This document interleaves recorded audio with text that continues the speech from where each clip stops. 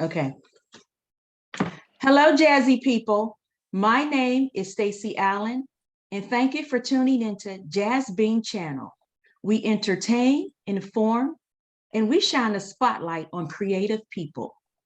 And you are about to watch an episode of Table Read Uncut, hosted by Myron Fisher.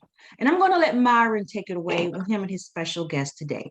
Go ahead, Myron. Thank you. Good evening, good evening, good evening, my people. It's good to see you. Hey, I want to first give out a shout out to a couple of people. Chaz Burks with Chaz Wins, his show Chaz Wins. Annie Mae with her show um, For the Love of Music. And now I want to introduce you to our very special guest. Now, this brother here I've known for a few years, 2, 3, 20, something like that, whatnot. But he is a fantastic brother. He is a writer. He is an actor. He is a director. He is the founder and artistic director of the Pittsburgh Playwrights Theater Company. It is my great privilege and honor to introduce you all to Mr. Mark Clayton Southers. Hey, Mark. Thanks for having me, Ben. Thanks for having me, bro. You're welcome, man. 30 years. Yeah. Hey, well, Mark, let me ask you first. What got you started as an actor or into theater?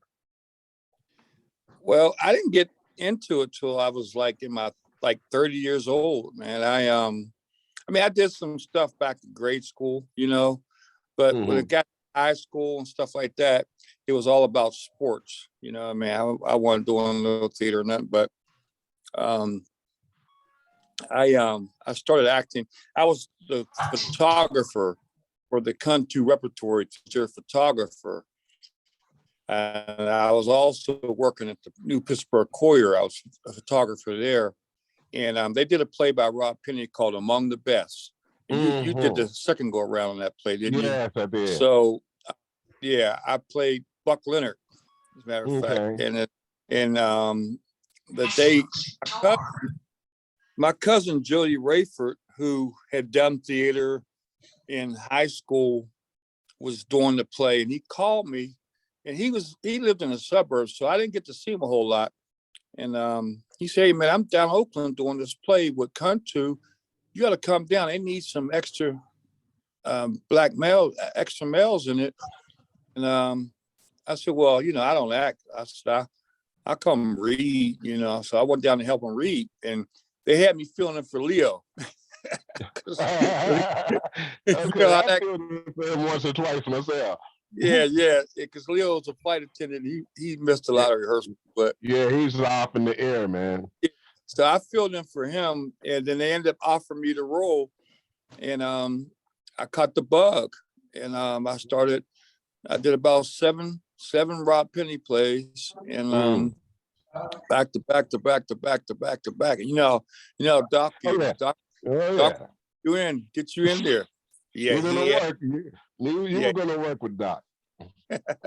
So I kind of cut the bug, But one of the problems, I was always trying to change the lines, So I had to start writing my own. I was changing people's lines and stuff, but it was a lot of fun. It was a great learning experience, and having Dr. Lilly as a mentor and working with Rob Penny was a great experience, and it was a wonderful experience because, a lot of the stuff that Rob Penny talked about in this plays, you didn't learn in school, We learned it on the stage and in rehearsals, about not just like African-American history, but African history, you know what I mean? We learned a lot of that through Kuntu and Rob Penny, yeah. Oh, yeah. Now, those two were remarkable.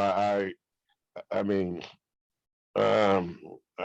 didn't have a college degree yet. He was a professor at the University of Pittsburgh. Come on now, that's genius right there. Yes, absolutely. I'm glad to recognize that, And yes, that's pure genius. And Yes. like I said, I've done that play among the best. I did the Little Willie Armstrong Jones. To me, that play extremely powerful, Right. extremely powerful. And I feel blessed and honored just to know Rob and Doc. Those two were my biggest mentors. Doc, she had me working 24 hours a day Right. if she could. Okay. Yeah. Yeah. Now, my next question for you is now, what got you started writing? Well, like I said, kept changing people's lines in their plays. But I mean, Okay. the thing that really got me started writing was in 1998. I was doing a kung fu play called Blues for an Alabama Sky, and Javon Johnson was in it, and I was playing Doc, the abortion doctor, and Javon was playing Guy, and my father had passed in early February of 1998, and I wrote my brother a letter. I wrote him a letter, not to try to lean on me like he leaned on my dad now that my dad was gone. And so I was backstage, and this was at the theater that was catty corner from Original Hot Dog Shop. It was a little block building down there. Right. We're doing the play there, and was backstage, and I let Javon read the letter. I said, I'm going to get this letter to my brother, man. Tell me what you think about it, because Javon was a writer. And he read it. He said, "Oh, that's a nice poem." I'm like, "Oh, it's not a poem. That's a letter to my brother." And he's like, "But he read it like a poem." He said, "Yeah, you should write poetry, write, put your stuff down and like poems and stuff." And I'm like, "Yeah, okay." Now, back in 5th and 6th grade, I wrote little skits, like in grade school. I wrote some skits at Madison Elementary School. But so I wrote that, and then later that summer, I took Javon's place on a trip to South Africa to act because he couldn't go. And I was writing poetry to express myself because, growing up, in the 60s and 70s, our fathers, a lot of people's fathers back then didn't really express themselves in a way that most fathers do now. A lot of fathers do now. And, that week before my father passed, he was at my house doing some work in the basement. And I said, "Dad, let me ask you something." He's like, "What's up?" I said, "I know you do, but I never heard you say it before." Like, "What are you talking about?" I said, "I never ever heard you say I love you." And you're like, "Well, I love you." I said, "Okay, cool. Thank you." I mean, it was great to hear it. But I'm glad I asked him that, because I think 4 days later, he died from a massive heart attack. And that was the only time I ever heard him say I love you. Now, I mean, I tell my kids I love them, 30 times a day. But it's not a comparison so much as it is a revelation that the fathers from that age, fathers that were raising kids back in the 50s and 60s, they weren't telling their kids, they probably weren't expressing themselves and telling their kids they loved them and stuff like that. And not only that, the emotional side, they didn't really show. They were workers, they were providers. They went out and worked, came home, ate their meals, went to sleep, and went back to work. A lot of families were like that. The dads were really stoic. You know what I mean? My dad could Little League baseball. He took us fishing. He took us hunting. We did a lot of things, but it was not like we sat around the campfire and talked about things. You know what I mean? A lot of stuff that we learned, even riding bikes and stuff, we learned from our friends and our older brothers and stuff. You know what I mean? But so I started writing this poetry. I went to South Africa. I noticed that the moon was from a different angle and it was closer to us. And I wrote a poem about that, and I just wrote poems about things, and I wrote about 7 or 8 poems. And I had a little electronic keyboard. It's called a Brother organizer, and and then August Wilson was teaching his master class playwriting at the local university while we were there. And I took the class and I was taking notes for Javon, really not for myself. And then we hung out with August afterwards and talked with him. And he read some of my poems. And he's like, oh man, yeah, you guys consider writing for the stage, you know. And I like, yeah, right, whatever, you know, August, you know what I'm saying? It went over my head. I wasn't even thinking about that. But then later that summer, I ended up going to Valdez, Alaska to act in a festival up there, doing all of August's plays at that point. He had 6 plays. So we were doing readings of all his plays. And I really grew to start loving theater as far as writing. And I started working on plays. And I wrote a play, started a play while I was there and finished it. And it got picked up at the ETA Theater in Chicago.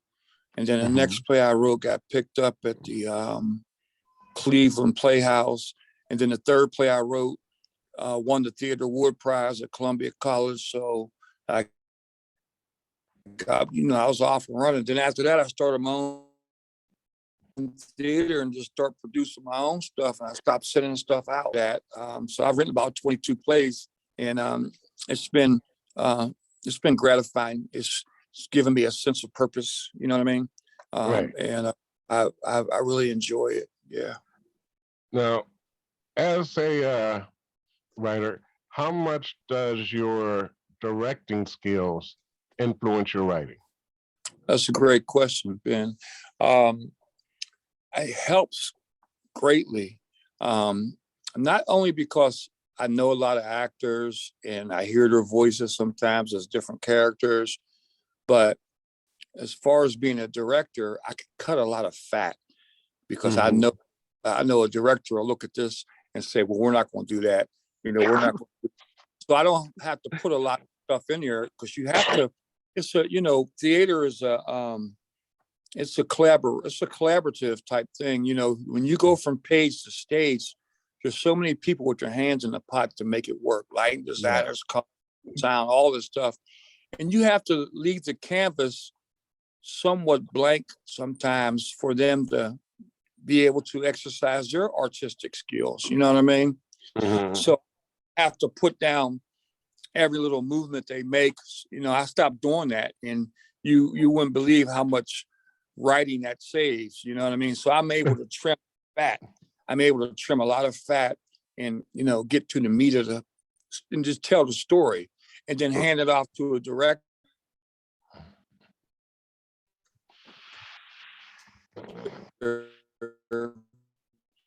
Okay, well, in your sound there. I don't like to direct my own stuff, and let the director put his or her influence in it. I mean, their vision. Yeah, they put their visual, take it to another level. Yeah. Right. Now, as a actor, writer, director, You there? I'm frozen yeah. like this. Okay. As a writer, actor, director, what would be the biggest advice you can give to anyone trying to come up into theater? Because we've seen a lot of kids coming up throughout theater. What would be the best advice you can give? Mark, you still with me? Mark? Stacy? Hello, can you hear me? I think we're having some technical difficulties. I can hear you. I just can't hear Mark anymore. I don't know what happened. Mark, can you hear us? Mark is frozen. Oh no, I was getting some really good stuff. Oh yeah. Oh no, Mark. Okay, so I'm gonna have to. I don't know. I'm gonna try to get him back. Get involved. Here he goes. There we go. Mark. Oh no. Fit in. Oh, Mark. Yeah, we're having some technical difficulties. I'm sorry. This is a really great interview. We're listening to Mark Southers, CEO of Pittsburgh Playwrights. Oh no. There we go. He's trying. Yeah. Hey, Mark. I Hey, could hear you guys the whole time. And Oh, see could you?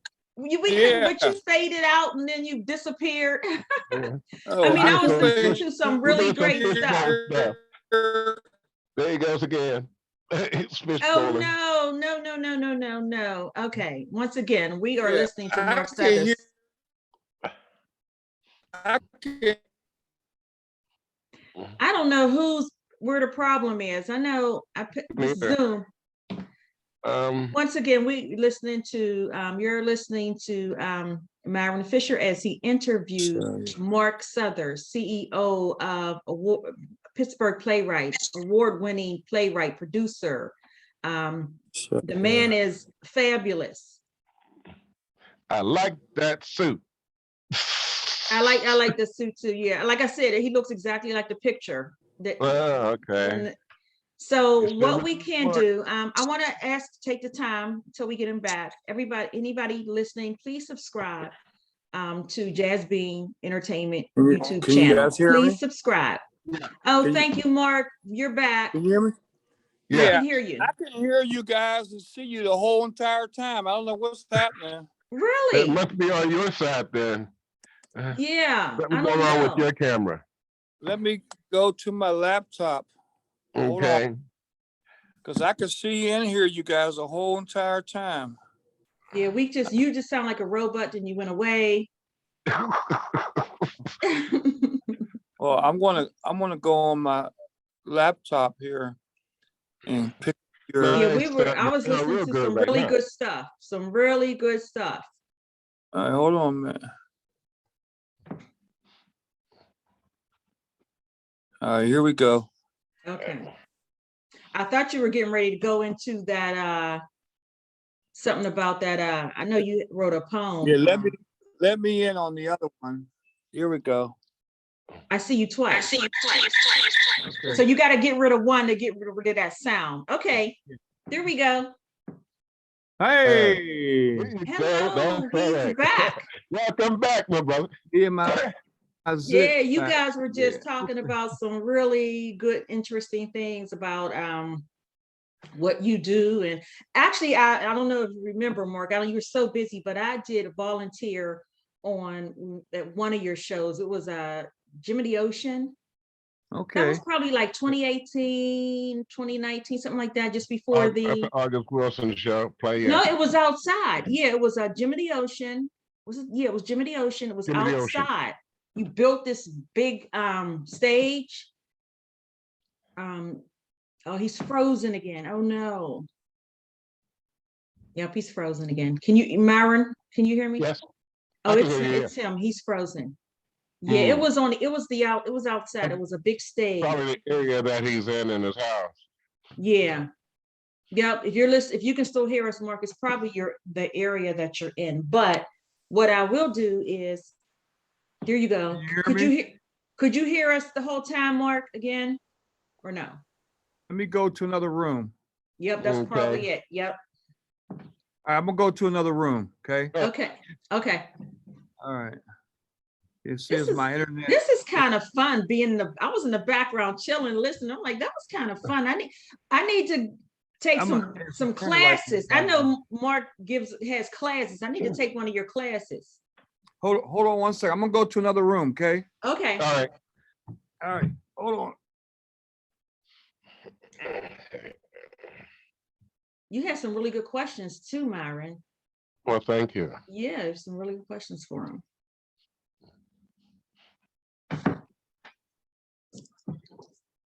I'm sorry, I had company. I don't know if you could hear every time my door opened in the background. I didn't know how to Whenever mute. there's a sound, Jazz Bean comes up on yours. Oh, really? Can you see me or Jazz Bean right now? The logo. I see you now. Now, does the logo come up now or no? Anytime? No. Okay, When you're off, the Jazz Bean pops up. the logo comes up. Okay. Right. Can y'all Uh-oh, see me? you're okay. I see you. Nice, comfortable couch. Nice pictures above you. I see you. Mhm. There you go. That's a So good background. I think it's a little dark. Hold on. Nice background. that's- Yeah, it is that's a little good. dark. There you go. No. You're so stupid. Oh, y'all making this too fun. Y'all making this All right, too here we go. fun. Okay. How's that? Better? Okay, that's Boom. perfect. Yeah, that's I perfect. think So the question I was asking you was about what advice that you can you give for up and coming writers? Oh yeah. actors, Yeah. Give me another pillow. I was saying, get in where you can fit in. Like basically, volunteer at a theater company. Get around some folks that are established doing stuff. Learn what you can. Learn how to do lights. Learn how to do sounds. Be a assistant costumer.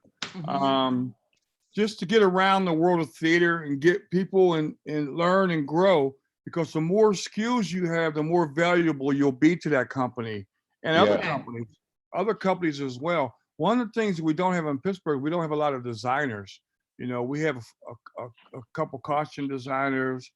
We got one or two sound designers. Maybe one lighting designer. I'm talking about African Americans. You're talking about the set designer? Yeah, we don't have.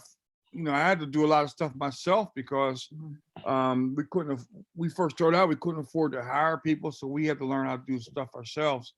But Pittsburgh Playwrights, we have a thing now called Ground Up Theater where we have people teaching these different things. We got a nice grant from the R.K. Mellon Foundation, and Montez Freeland's heading it up. It's called Ground Up Theater. It's on our website. You can sign up on our website. I believe it's free. It is free. And we're working on a commercial property now where we'll actually have physical classrooms. So that's coming around the bend. Yeah. That's all right. Hi everyone. I'm Myron's sidekick right now. Since we had the technical difficulties, I came in. But your sidekick? I'm a side. No. I'm the sidekick. I'm the sidekick, right? I'm like I ain't never heard nobody like admit to that. You know? Did you hear me say? It's usually the third party that says that. You know what I mean? That's Myron's sidekick. I'm the sidekick. Okay, but wait. Before we had the technical difficulties, I was trying to let you know that I had been a volunteer on one of your sets. Jim of the Ocean. Jim of the Ocean, yeah. Y'all had built this beautiful big set outside. It was cold. It was kind of cold that night, but it was great. Yeah. So I did do I think I was at the front, maybe handing out some flyers or something like that. Yeah, programs. Yeah, but I would definitely do that again or volunteer. It takes a village. It takes a village. Yeah. Right. Yeah. I would definitely do that. And going back to that real quick, that what you have on the website for that classes that you give out. Ground Up. Is that for any ground up? Is that for any age or is that just absolutely. Absolutely. Okay. Yeah, we want to get people in the community involved. Because like I said, I didn't start till I was 30, you know. And so, you know, I know you're like 22, so you know. Yeah. Okay. It's rough. It's rough. I mean, I do the little stuff. I do the little scripts, those murder mystery dinner shows. And I don't know if you remember, we had talked before. The murder mystery dinner shows. You did some of our space, didn't you? You got to come to the next show, Mark. We had like 200 people. We had 200 people. Didn't you do some of our space once? No. Playwright space? Me. I thought you did. I thought you used our space once to do a show. No, it must have been someone else. But let me tell you, our show is fabulous. Myron is in the show. Myron stars in the show as the detective. Yeah. And we had about 200 folks at the last show. So the show is growing. So you got to come out and check it out. You can be my guest. You can check it out. I it on Facebook. Some of you. Bring the family. Yeah. Okay, cool. Definitely. Absolutely. Yeah, it was good seeing the missus a couple weeks ago at the show. Cool. Well. Yeah, and it was good working with you. Is he your cousin or your nephew? Myron? That was in Little Matt. My nephew. Yeah, that's my Yeah, youngest okay. brother's son. Little Matt. Yeah. Yeah. He did a great job. Yeah, he was in Netflix Mindhunter. He was in episode Okay. 4. Yeah, he had a nice little role in there at the top of episode 4. Yeah, Okay. about the Atlanta murders, childhood murders. Yeah, he was in that, and he's been doing a lot of stuff. Yeah. That's a good thing. Now, as far as what do you have coming up? Now, I know you just came back from, was it Arizona? Yeah, I was in Arizona at the Black Theater Troupe directing the Soldiers play during January and early February. And I just had a reading of my new play called The Coffin Maker at the Pittsburgh Public Theater. I'm their playwright in residence this year. Oh, And okay. we had a reading with over 200 people Monday night, and it went really well. Good. And you got Montez directing that one, right? Yeah, Montez directed it. Garby Dukes was in it. Tracy Turner, Jason McCune, Connor McCandless, and the guy who played the lead, his name is Jerome Preston Bates. He came. They brought him in from New York, and he's been on Broadway. Cool. He's been on Broadway in several shows. Now, you've written an opera, I believe you had done overseas. Is that right? No, I wrote the libretto for opera on the Martinsville 7, and Dwayne Fulton from Mount Arrett, he was the composer, and it was for a theater company in New Jersey called Trilogy Opera Company. But I took a play of mine called Miss Julie, Clarissa, and John to the to the Edinburgh Festival in Scotland, and another play of mine called Angry Black Man Poetry. We took over to Poland, and that's where Carter Redwood and Javon went, and Ben Kane went with us, and that was in 2009. Ben Kane and Carter are doing some things now. Ben Kane is on Fresh Prince. Bel Air. Bel Air, yeah. Bel Air, and Carter's doing FBI International. Yes, and Javon Johnson is doing Tyler Perry's The Oval. Okay. Yeah, and so they're all out there making it happen, making it work. Yes, and Jay Jones, I understand, is doing something as well. Yeah, he's out in LA. He's been working on some stuff too, him and his wife. Yeah. As far as Ma Rainey's Black Bottom, now I'm not. I mean, I've seen it several times. We went to see it on Broadway. Right. I remember that. And even the movie that was when Whoopi came out and told the lady in the audience she can't take pictures. She's like, "Honey, this is Broadway, honey. We don't do that here." The lady was taking pictures in the front row. Remember that? Right. And even with the movie with Denzel. Now, I gotta say, when Denzel, when I went to the movies to see Fences, right? And the first time I saw Fences was with Herb Newsom, Charles DeMoss, and Anthony Chisholm. I think was playing Gabriel. Well, he did. And Chisholm did it with us. Chisholm did it with the playwright. Chisholm did it with the playwrights. Right, but I'm talking. We were. I think he was the one that did it out at Penn State as well. Not Chisholm. No, not Chisholm. I don't know who played it then, because I can't remember. But that is the first time I saw Fences, and I was so impressed with that play.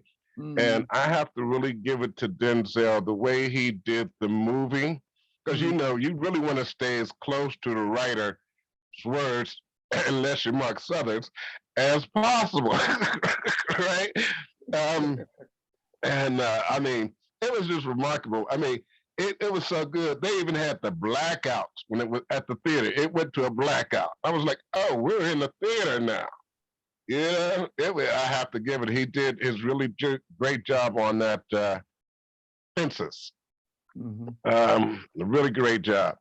But as I was saying with Ma Rainey, I still think of all the times I saw that play.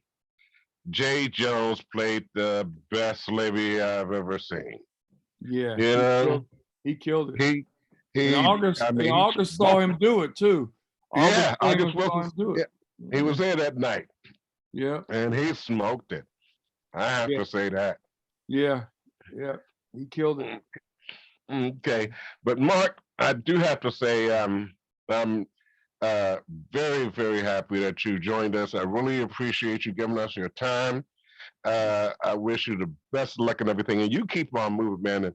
And I go back to the Penn Theater days, not the Pittsburgh Play, the Penn Right. Theater days back Right. and I've always had a pleasure working with you over the years, man. And you're Yeah. a great dude to know. I really appreciate you.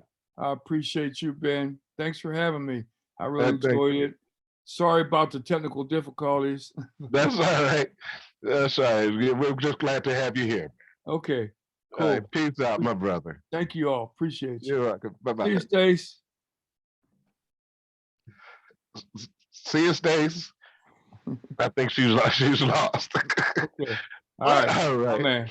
Later. All right, brother. Peace. No, hello, everyone. Bye. Okay. Thank you so much, Stace, Mark. I really I'm gonna appreciate come out you and check doing out your it. show. I'm checking out. Please do. When's the next one? In October, I do one every October, a murder mystery dinner show every October. All right, I won't get an ad in the program, okay?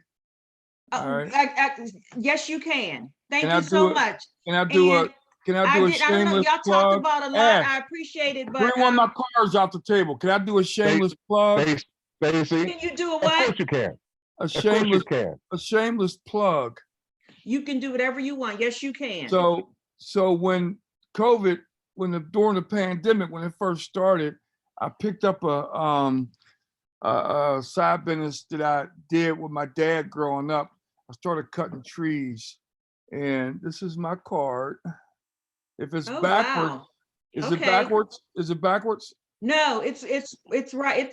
It's perfect. Okay, that's my card. We do tree removal, and I have several actors and theater people to work with me, keep them busy during the pandemic. But we have 6 trucks. We go up 70 feet, 50 feet. We got all the equipment that all the big tree companies have. We can get any tree done. So Now that's a brave Mark, I profession do right have there. to ask you, how's your leg? good. I'm the aerial guy, so I go up in the bucket. So I don't really, Okay. legs don't matter. It's my avatar. I hear you. Wow, that's a brave job right there. So and we sell Proud of you, my firewood. brother. Okay. All right, thank you. Okay. I appreciate Nice you. Thank you safe. so much. Thanks for Thank having me. you. Bye, Myron. Peace. Bye, Skitty.